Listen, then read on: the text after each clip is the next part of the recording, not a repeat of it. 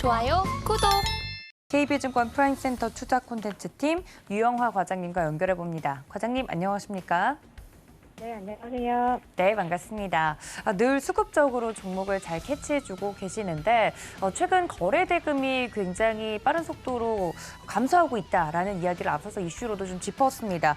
대금적으로는 또 어떤 상황일까요? 네, 전일 시장 거래대금 한번 체크해보면 9.2조 원 정도였는데요. 이 수치는 코로나 이후 가장 낮은 수치입니다. 2020년 1월 이후에 사실 증시의 거래대금이 한 번도 10조 원 이하로 떨어진 적이 없었는데요. 그만큼 아마 다들 거래에 대한 어떤 자신감이 없고 시장의 방향성이 정해질 때까지는 좀 관망하겠다라는 의지가 좀 큰 것 같고요. 대주주 양도세에 대해서 금액이 또 정해지지 않았기 때문에 그 차익에 대해서 언제든지 또 매물 출회가 가능한 부분들이 어떤 그 우려 심리로 작용을 하고 있는 것 같고요. 일단 지금 지수도 오늘도 흘러내리고 있는데 시장에서 흘러내리는 시장에서는 너무 무리하게 대응하시는 것은 자제하실 필요가 있다라고 보여지고요. 시기적으로도 그렇고요. 시장이 안 될 때 수익을 낼 수 있는 확률이 떨어지기 때문에 대주주 요건이 일단 확정될 때까지, 그다음에 미국 시장이 일단 돌아설 때까지는 당분간 방어적인 스탠스 유지하시는 게 좀 더 낫다는 전략 말씀드리겠고요. 대신 시장의 방향이 명확하게 잡힌다면 확실하게 좀 비중 실어서 이길 수 있는 종목을 지속적으로 체크해 놓으셔야 되는데, 이게 저는 개인적으로는 기관 수급에서 연말에도 계속해서 좀 체크를 해줘야 된다고 보고 있고요. 다만 4분기 실적 기대주나 기존 주도주의 경우에는 일부 조정받고 다시금 좀 반등하고 있는데, 저는 27일 전후로 해서 다시 기관에서 좀 담아갈 수 있다라고 보고 있기 때문에 담고 싶었던 종목이 있으시다면 27일 이후를 노려보시는 것도 좀 방법이 될 수 있겠다라고 말씀드리고 싶습니다. 일단 수급 오늘 전일 수급 살펴볼 텐데요. 전일은 아무래도 뭐 강한 테마가 있었죠. GPT라고 해가지고 챗봇인데요. 갑자기 좀 인공지능 챗봇 GPT라는 것이 인구의 회자가 많이 되고 있는데, 트랜스포머의 디코더를 활용해서 자연어 생성 모델이라서 한간에는 아이언맨의 자비스가 현실로 나타난 것이 아니냐 이런 얘기들도 하고 있는데요.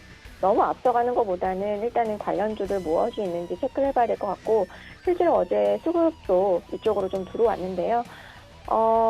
세계 최고의 인공지능 연구소 중에 한 곳인 오픈 AI에서 만든, 이번에 출시된 게 이제 GPT-3인데요.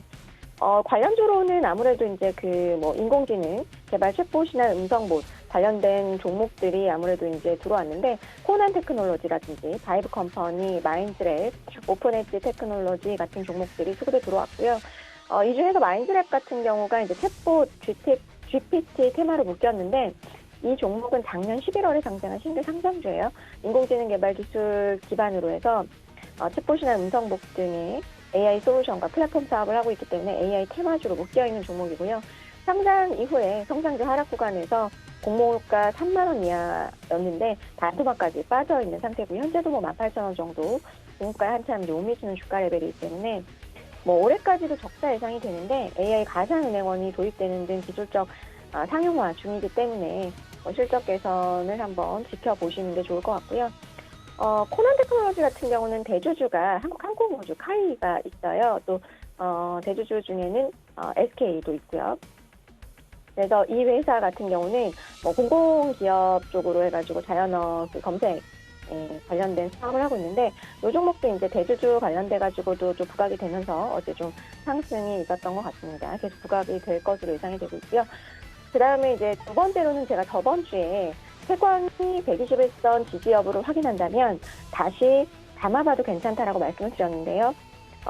성광밴드와 태광이 계속해서 그 이후로 수급이 들어오고 있습니다. 올라 있었기 때문에, 주가가 많이 올랐었기 때문에 그에 대한 부담으로 연말 차익 실현이 나와서 조정을 받았는데요. 일단 기존 주도주 섹터로서의 투자 포인트는 전혀 훼손이 없었습니다. 그렇기 때문에 연초에 기관들이 다시 채워놔야 할 종목입니다. 왜냐? 4분기 실적이 좋을 것으로 예상되기 때문인데요. 히팅 밸브 업체죠. LNG 플랜트 양수 호주세가 지속이 되고 있기 때문에 4분기 실적도 기대감이 여전히 있다고 보시면 되고요. 유가가 핵심 변수라고 본다면, 미국이 유가 70불에서는 전략 비축유 구매 계획을 발표했기 때문에 유가도 이미 60달러 쪽에서 바닥은 확인했다라고 봅니다. 그래서 유가 상승 시에 그다음에 LNG 가격 상승과 중동 고객사의 발주 모멘텀까지도 투자 포인트로 확장될 수 있는 부분들 챙겨보시면 좋을 것 같고요. 먼저 성광밴드 태강이 주도주로서 움직이고 다음으로 하이로코리아, 디테일락, BMT 같은 개별주가 움직이는데요. 연말 대주주 양도세 이슈로 상대적으로 시총이 큰 성광밴드나 태강부터 수급이 유입 중이고 연말로 갈수록 작은 종목까지 온기가 확산될 수 있는 부분 체크하시면 좋을 것 같고요. 수급적으로 봤을 때는 연이틀 지금 RP바이오라는 종목이 수급에 유입되고 있는데요. 경구용 약의 제형은 크게 타블렛과 캡슐로 나눌 수 있는데 다시 캡슐은 연질 캡슐과 경질 캡슐로 나눌 수 있습니다. 타블렛은 타이레놀이나 경질 캡슐은 콘팅 600, 연질 캡슐은 우르사 정도 생각하면 되는데요. RP바이오는 우리나라 연질 캡슐의 70%, 감기약 중에서는 80% 점유하고 있는 기업입니다. 연질 캡슐 특성상 오메가3, 루테인 등 건기식 비중이 전체 매출의 60%로 높지만 최근에 감기약 수요가 급증하면서 의약품 쪽에서도 매출 증가가 분명해질 수 있기 때문에 수혜주로 기관이 트레이딩하고 있다고 보시면 좋을 것 같고요. 그다음 휴마시스가 이틀 연속 외국인의 매수세가 큽니다. 아마도 실제 외국인보다는 검은머리 외국인인 전문 투자자의 가능성이 좀 CFD 쪽일 가능성이 높다고 보는데요. 미국 쪽에서 코로나 진단키트를 무료로 배포하다가 예산 문제로 중단을 했었는데 최근에 다시 확진자 수가 이제 겨울이 되면서 급증하고 있습니다. 그러면서 다시 무료 검사를 재개하고 있거든요. 미국 내 모든 가구에 자간 진단키트 4개를 무료로 배송해준다는 뉴스가 나왔거든요. 휴마시스는 아시겠지만 셀피론을 통해서 미국에 항원 자간 진단키트를 공급한 바 있고요. 참고로 회사가 코로나 기간 동안 막대한 돈을 벌었죠. 시총 6,600억 원대인데 현금이 3,600억 원대 보유하고 있고 최대 주주 지분율 7.6%에 불과합니다. 이 정도 지분율 확보에 들어가는 돈은 500억 원 정도인데 최대 주주가 된다면 회사가 보유한 3,600원을 활용을 할 수 있는 상황이기 때문에 경영권 분쟁 이야기도 계속 나오고 있는 상황이고요. 소액주주들이 현재 임시주총 소집을 법원에 신청을 해서 2월 말에 집회가 예정되어 있기 때문에 모니터링이 좀 일부 필요해 보인다라고 보고 있고요. 5G 쪽도 계속해서 긍정적입니다. 어제 수급이 긍정적으로 들어온 쪽은 에이스테크 눈에 띄는데요. 5G 쪽에서는 턴어라운드 하는 종목 중에 하나라고 보시면 되고요. 다만 올해도 적자 전망으로 올해 들고 가는 부분은 조금 부담스러운 부분이 있는데 기관은 일단 수급을 강하게 유입하고 있습니다. 펀더멘털이 안 좋았기 때문에 수급은 여전히 빈집인 상태인데 삼성전자의 인도 1등 통신사 릴라이언스랑 계약이 모멘텀이 되고 있고요. 실제로 모디 총리가 2024년도에도 만약 연임이 된다면 지금의 통신 인프라 확대 계속해서 정책 모멘텀을 이어갈 가능성이 있기 때문에 단기적으로 5G를 봐야 되느냐 그것은 아닌 것 같고요. 정책 모멘텀이 붙어 있다라고 보시면 좋을 것 같아요. 특히나 인도향으로 보시면 좋을 것 같고 삼성전자 벤더로 턴어라운드 종목군 중에서는 에스테크, 대한광통신 쪽을 기관들이 선호하고 있다고 보시면 되고요. 실적이 나와서 숫자가 탄탄한 종목 중에는 STFR과 솔리드 쪽을 선호를 하고 있다고 체크해 보시면 좋을 것 같고요.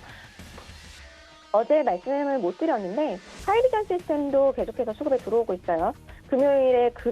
지난주 금요일에 그룹 IR이 있었어요. 카메라 장비 업체로 실적 사이클에 들어갔다라고 보여지는데 내년도 투자 포인트는 크게 3가지 정도라고 보시면 될 것 같습니다. 홀디드 준, 고객사의 전면 누치 변경, 경제사 정리로 시장 점유율 상승 정도 보시면 좋을 것 같고요. 앞으로 기대되는 부분은 XR기기, TOF 모듈에 대한 검사 장비 신규 수요 역시 기대 모멘텀으로 작용할 수 있다라고 보고 있고요. 마지막으로는 계속해서 시장에서 기대되는 쪽이 2차 전지 검사 장비 신사업인데 이게 배터리 패키징 검사 장비인데 향후 1천억 원까지 목표로 하고 있다라고 전망을 했기 때문에 이쪽도 아마 계속 시간은 조금 소요되겠지만 시장에서 지켜보는 포인트 중에 하나로 2차 전지 검사 장비 쪽 신사업 잘 지켜보시면 좋을 것 같습니다. 좋아요, 구독!